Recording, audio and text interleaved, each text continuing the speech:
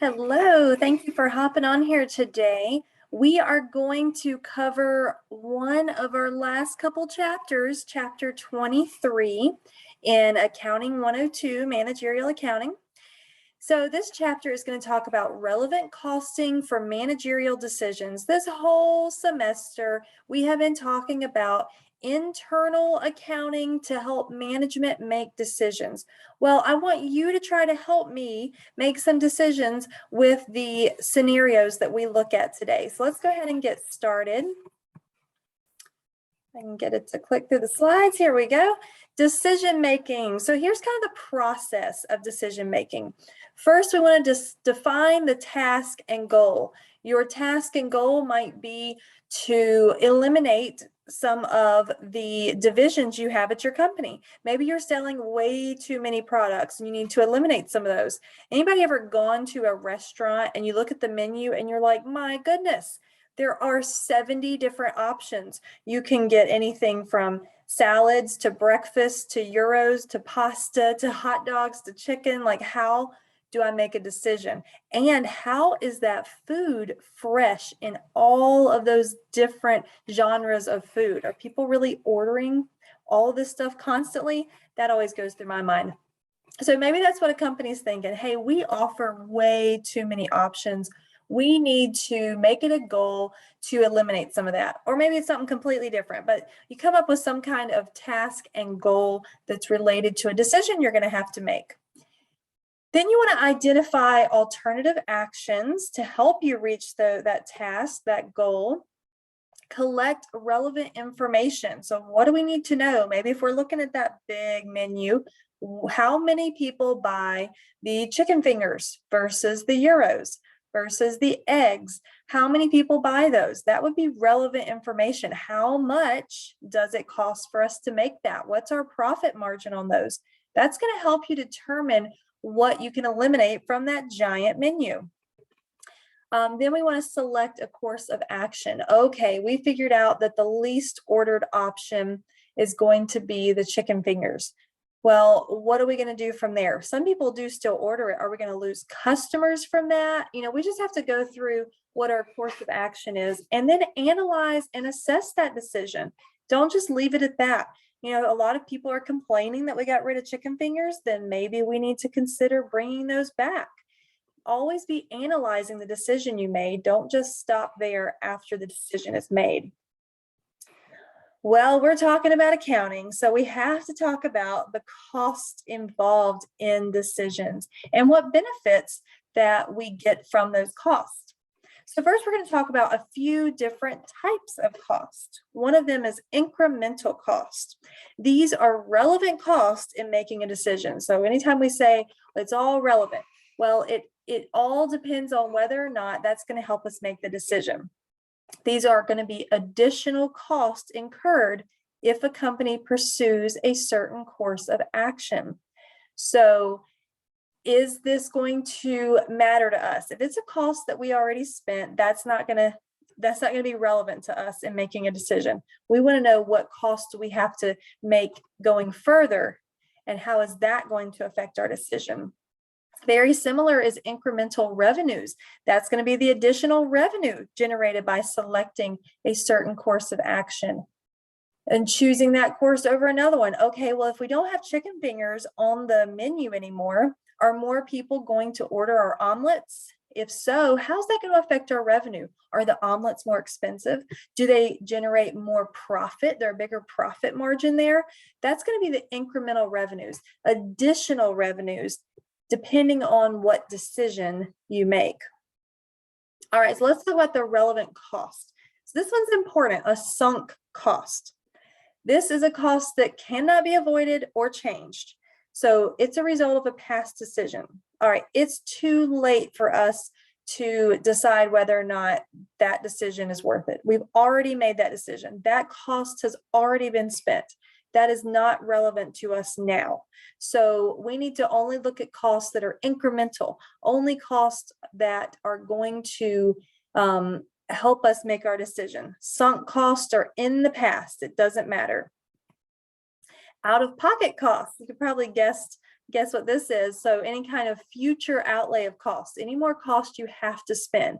So let's say we decide to get rid of chicken fingers, okay, but we already have the fryers. We drop those chicken fingers into fryers. We already have those fryers that we use. So that would be a sunk cost, right? It's already a cost that can't change. If we don't sell the chicken fingers, we're not going to use the fryers for that anymore. Maybe we'll still use it to make some French fries or some okra. I love fried okra. So maybe we're using it for that, but that's sunk cost. It doesn't matter how much that fryer costs us at this point.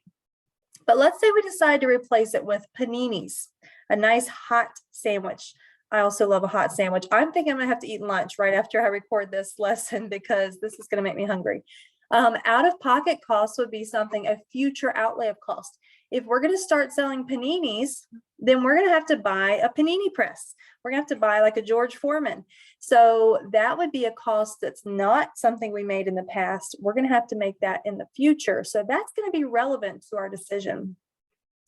Then there's opportunity costs. You've probably heard about opportunity costs in one class or another, maybe an economics class, maybe my personal finance class.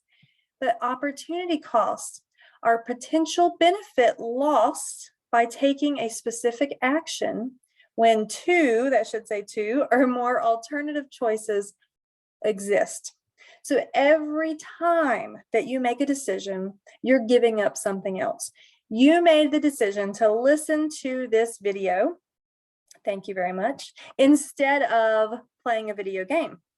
You gave up a video game to listen to this. You gave one thing up to do another. You gave up laying in bed longer to go to work or to class. You gave something up. That thing that you gave up was your opportunity cost. So if we give up making chicken fingers and instead we're going to add paninis, we're giving up one option for another. So all of those are opportunity costs.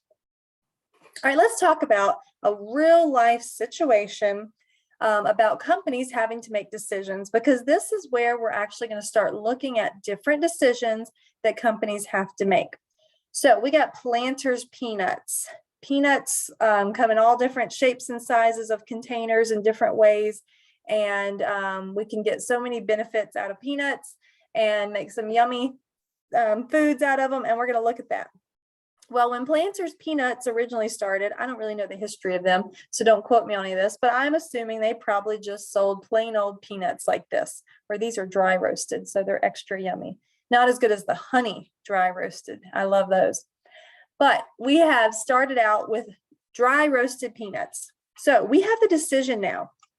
Do we only sell dry roasted peanuts or plain peanuts in the jar just like this? Or are we going to take it a step further, spend some more money, and also make trail mix?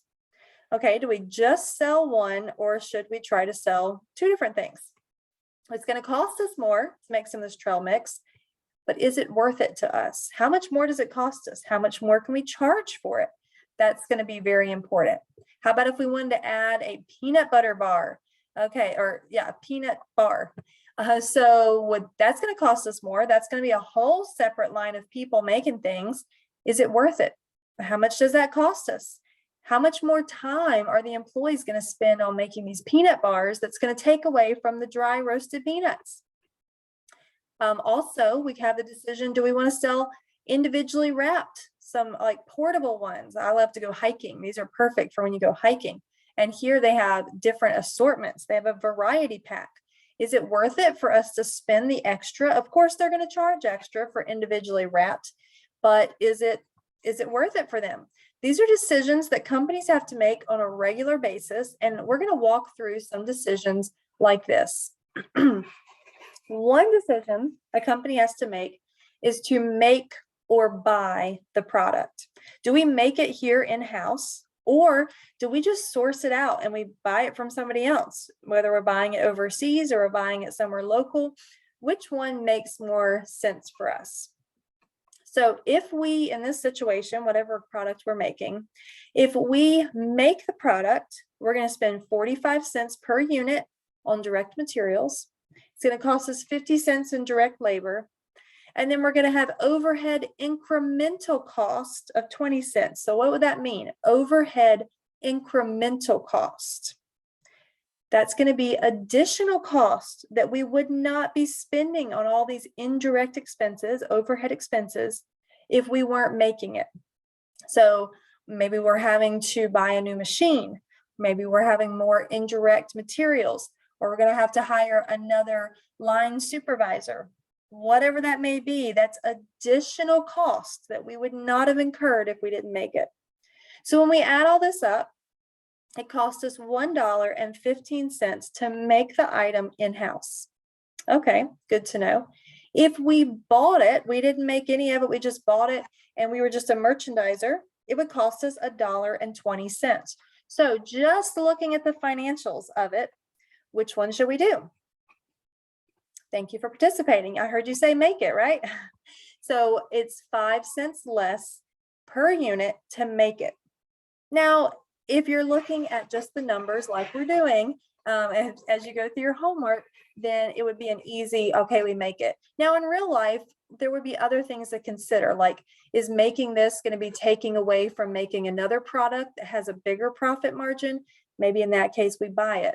Is it something that we could put another company's label on? So instead of making our own, if we're making trail mix, do we make our own chocolate to put in the trail mix, or do we pay a little extra to have that M on the chocolate, to have M&M chocolates in our trail mix? Maybe that 5 cent extra that we're going to spend to buy it will end up giving us more revenue. So that's something also to consider. But if you were just asked, looking at it like this, you would say that you would make it because it's cheaper. Another decision that management has to make is whether to sell a product as it is or process it further. Does this sound familiar? We just talked about it with the peanuts, right? Do we sell the peanuts in just the plain jars, just sell them as they are? We roasted them, that it is what it is. Or do we process it further and turn that into trail mix? Do we process it further and turn it into individually wrapped trail mix? So that's a decision they have to make.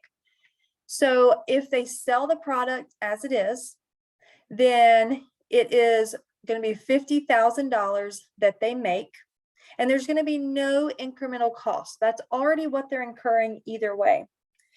But if they process it further into several other products, like we looked at, the peanut bars, the trail mix, the variety packs, it's going to cost an extra $80,000.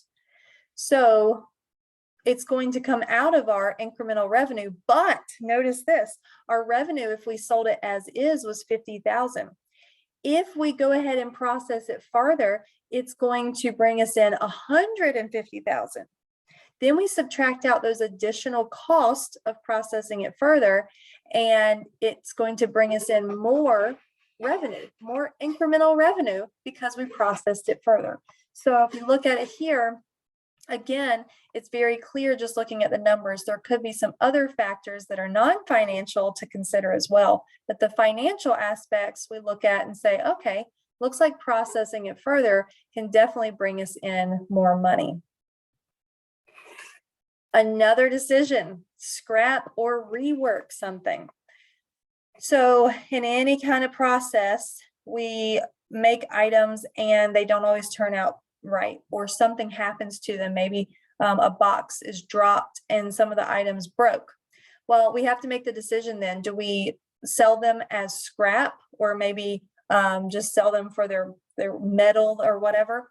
Or do we rework those units to be able to sell them for more? So if we left this one particular unit as it is, broken or whatever, we sold it as scrap, we would get 40 cents per unit. And then we don't have to pay any extra out of pocket. We're not trying to rework it. So we would make 40 cents on those units, minus any sunk costs, the cost that we already spent to make them. Now, if we decide to rework them, then we can sell them for $1.50 per unit, but it's going to cost us another 80 cents to rework them. So then we make 70 cents on these reworked items, minus any costs that we had already incurred to produce them in the first place. So again, it looks very obvious if we go ahead and rework them that that's what we should choose. But is it going to stop our production? This is a non-financial decision to make. Is it going to stop our production to go rework one box full of items? Is that worth it? That's something that has to be decided by management as well. But just looking at the financial aspect, it looks like reworking it would be the correct decision. All right, what about a sales mix? So you have different items you're selling. You're selling the trail mix, you're selling the peanut bars, you got different items, but resources are constrained. So right now, we know that there are a lot of constraints on the supply chain. Resources are constrained. So what if they have the decision, we can only make product A or product B, or we can only make a certain amount of product A and product B. Which one do we make more of? What do we do here? What is our decision process with this? So here, let's look at the selling price of product A versus the selling price of product B. So we're going to sell it for $5 for A and $7.50 for B. Our variable cost, it's a little bit less for A, a little bit more for B. That gives us our contribution margin per unit. We would make $1.50 per unit for product A and $2 per unit for product B.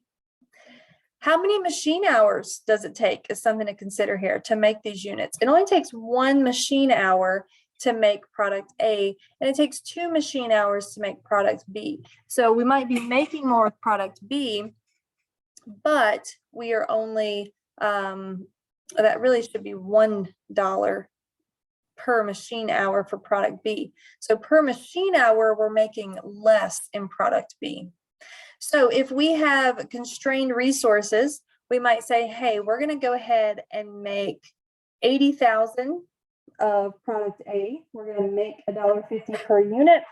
And for product B, we're going to make 10,000, and that's going to bring us in $2 per unit.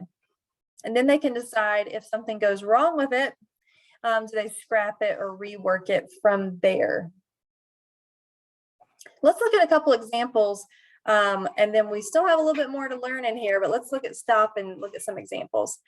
Garcia Company has 10,500 units of its product that were produced last year at a total cost of $157,500. The units were damaged in a rainstorm because the warehouse where they were stored developed a leak in the roof. Real world stuff. Garcia can sell the units as is for $2 each, or it can repair the units at a total cost of $18,500 and then sell them for $6 each. So we're going to make a decision. Do we scrap it at $2 each, or do we rework it and sell them for $6 each? So this is 10,500 units that were damaged in this rainstorm. That's a lot. That's not just one little box, most likely, unless it's some tiny units. That's a lot. Now, what do we want to do with the 157,500? How is that going to play into our decision on whether or not to scrap it or rework it? It's not. What do we call that cost? It's a sunk cost. We already spent that before the rainstorm. It's in the past. As Rafiki says on Lion King, it doesn't matter. It's in the past. We can't change that. Our only decision now is it worth it to sell those 10,500 units for $2 a piece, or to spend the extra 18,500 so that we can sell them for $6 a piece?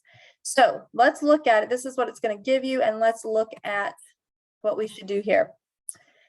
If we sell as is, we are going to make $2 times 10,500 units. We're going to make $21,000. We don't have to pay any additional cost. So we'll bring in $21,000 in incremental revenue. If we process them further, we're going to make $6 each times 10,500 units. We're going to make $63,000. Sweet.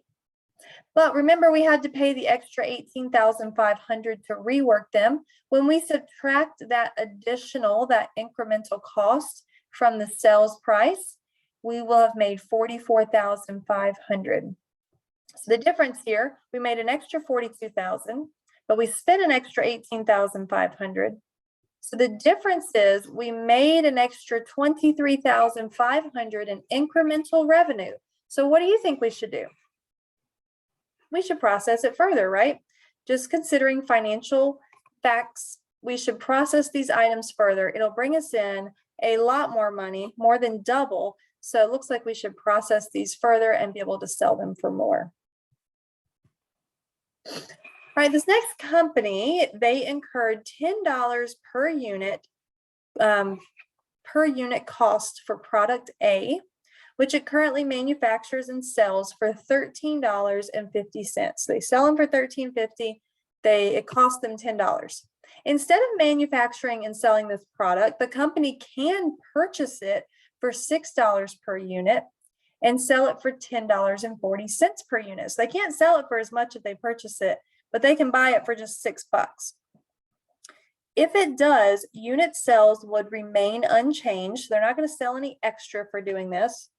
And 6 of the $10 per unit cost would be eliminated. So you're still going to have 4 of those $10 in cost.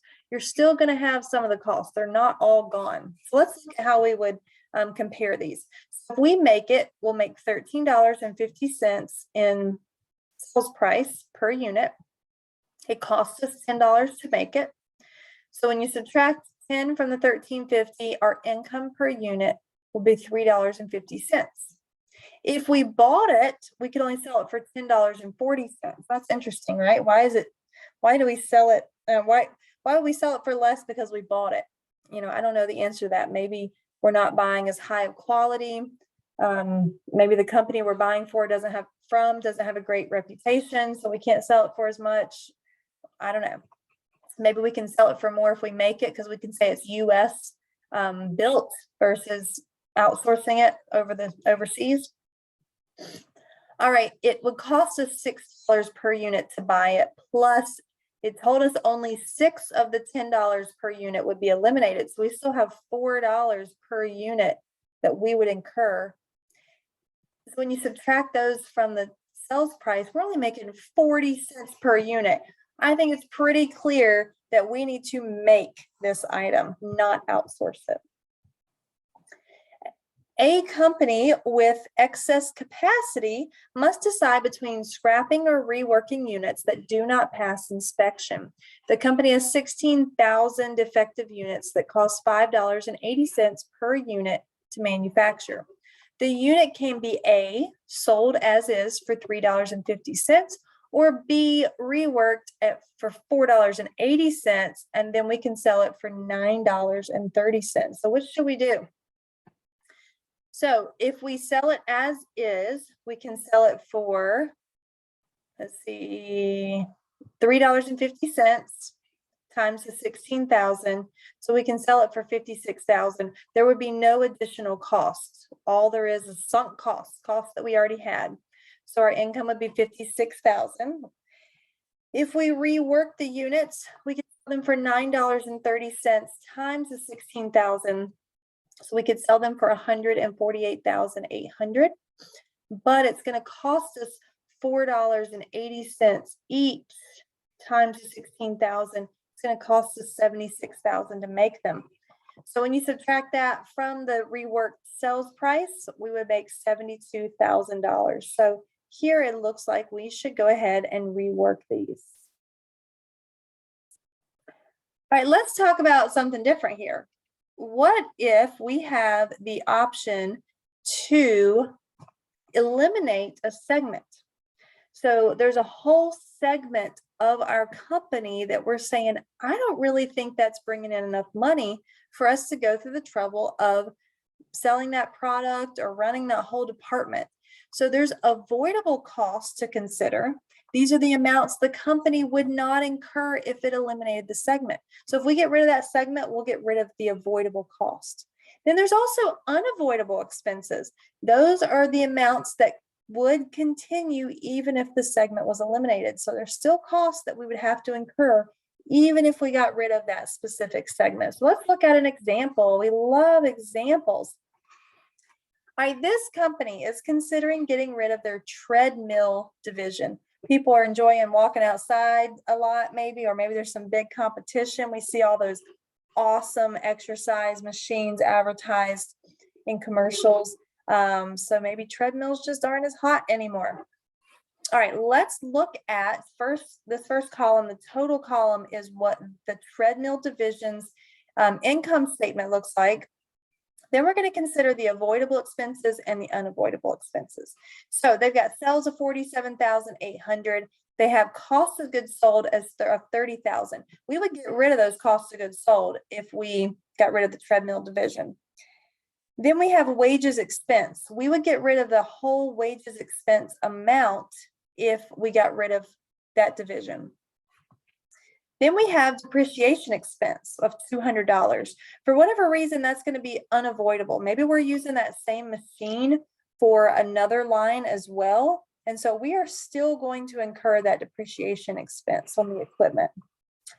Then we come down to rent and utilities. We say, you know what, we're still going to have the same rent and the same utilities, even if we get rid of the treadmill division. So that's unavoidable. Now, the advertising for the treadmill division would be eliminated, and the majority of the insurance expense would be, but not all of it. Then we have the share of the department expenses. So it's normally $3,060, but we would get rid of the majority of that, but we'd still have some of those expenses because we still have a company to run. And then the share of purchasing department expenses, we would get rid of a little bit of that, but not the majority of it. So as it's going right now, from sales and then subtracting out all the expenses, the treadmill division has a negative income, a loss of $500. Doesn't sound good. But if we look at the avoidable expenses, that's going to be $41,800. We wouldn't have to spend in expenses anymore, but we would still incur $6,500 of those expenses. So let's look at it broken down. We have sales of $47,800. We would avoid $41,800 of expenses, but that means we would have $6,000 less in income. It had a negative $500, a loss of $500, but $6,500 would still be incurred. So then we would have an even bigger loss if we got rid of the division totally. So even though we're not really making money on the division, it's helping us cover some of our expenses from other departments. So in this case, we should not eliminate this division. Maybe we can make some other tweaks, but we don't need to eliminate it in full. All right, we have a few more items to look at here, and then I'll let you go. How do we decide if we want to replace old equipment with new equipment? Ooh, that new equipment's so nice and shiny. That old equipment keeps breaking down on us. Should we replace it? Does it make sense financially? This is how you would figure it out. All right, if the old machine in this example has 4 more years left of production, a new machine would save $18,000 per year. So it's going to be more efficient. Maybe it uses less employees. Maybe it has less breakdowns, less repairs, but it's going to save us $18,000 per year. Awesome. We could sell the old machine for $25,000. The new machine would cost us $100,000. So let's see how we calculate whether or not to buy it. So the new machine costs $100,000, and we would bring in $25,000 from the old machine. And the new machine would save us $18,000 for the next 4 years, which is how long the old machine's expected to last. So we multiply those, a total of $72,000. When we take the cost of the new machine and subtract out how much we would make from the old machine and how much the new one would save us over the next 4 years, we still have a negative $3,000. So just from these calculations, we would say, hey, let's keep using that old machine unless we can find a new one for cheaper. All right, let's look at an example. This company has 3 products, K1, S5, and G9. Why can't they just make it words that we know and make it easier? Each product uses the same type of direct material. K1 uses 3.3 pounds of material, S5 uses 2.5 pounds of material, and G9 uses 5.5 pounds of material. Demand for all products are strong, but only 40,300 pounds of material are available. Information about the selling price per unit and variable costs are as follows. Okay, so we see what the selling price is, we see what the variable cost is, and we see how many pounds of material they use. They all use the same material, but there's a limit on how much material we can get. So which product do we sell? So let's look at it. Our contribution margin per unit is the first thing we're going to look at. How do you come up with that? How do you find the contribution margin per unit? We've only talked about it about 10 times, so hopefully you know the answer. We take the selling price minus the variable cost, right? That's the contribution margin. So we take the selling price minus the variable cost for each of these three, and that's what we've put here, that difference. Let's then take the pounds per unit, which was given to us in the word problem. We're going to divide the contribution margin per unit by the pounds per unit. That tells us how much our contribution margin per pound on each of these three products is. So if we look at the three of these, and we're saying how much money are we making per pound of material, which product would you want to produce? Right, K1. So you're going to make the most profit from making K1. Even though all of them sell well, K1 has the biggest profit margin considering how much material it takes. So if you can make only product K1, that's great. If there's a limit on how many of those you can sell, then you want to jump over to the next largest, which would be G9, and then you produce some of those. All right, we are almost to the end here, guys. Thanks for sticking with it. So let's talk real quick about the selling price. Factors to consider in setting a normal selling price, sorry. One thing is to consider the target profit. How much profit do I want to make? That's going to help you set your selling price. Customer demand, as much as we might want to make a big profit, well, it depends on what the customer is willing to pay for it and how badly they want it, right? Competition. The competition causes us to be price takers. If we have lots of competition that's very similar, we just got to price it at whatever everybody else is pricing it at. Otherwise, why would they choose our product? Differentiation helps us to set our own prices. We have something to offer that you can't find anywhere else, so we can charge more for it. And then product life cycles. So some products are going to sell more at a certain time of year. You're not selling a lot of sweaters in July, or it depends on maybe what generation it is. So it depends on the life cycle of that product as well. We're going to look through this. This looks like a super complicated process, but don't worry, it's not that bad. You just have to do one formula at a time to ultimately find out the selling price per unit that you should sell your product at. First, you want to come up with the total cost. Well, we know how to get the direct materials, direct labor, and direct overhead costs. So our product costs. Then we add in any selling and administrative costs. That tells us our total cost to make the product. We're going to use that to fill in down here the total cost per unit. We take our total cost divided by the total units we're expecting to produce and sell. That tells us our total cost per unit. We're then going to fill that number in down here to figure out our markup per unit. So we take our total cost per unit times our markup percentage, and that will tell us how much to mark up each unit. Then we get down here to the selling price per unit. We take our total cost per unit plus the markup per unit. That tells us how much to sell it for. Let's look at an example. So we have this product. It costs us $44 to make plus selling and administrative of $6.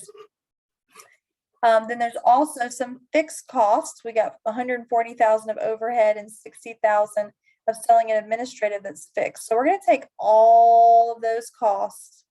So we're going to take the $44 per unit, and we say we're going to make 10,000 units plus $140,000 in fixed cost, plus the $6 in selling and administrative times our 10,000 units, plus the 60,000 in fixed cost. Total, our cost will be 700,000.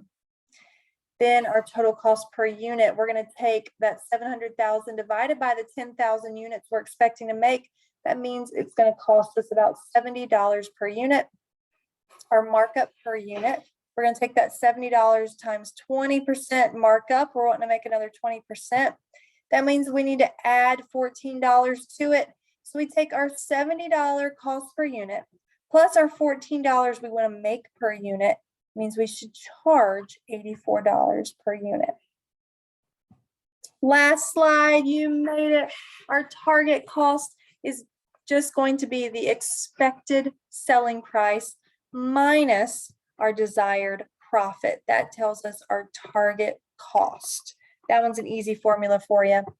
All right, please reach out with questions. I am happy to have Zoom meetings as you would like to do that as you're going through your homework and quiz. Please reach out with anything you have. I'm happy to answer questions through email as well. Y'all have a wonderful day.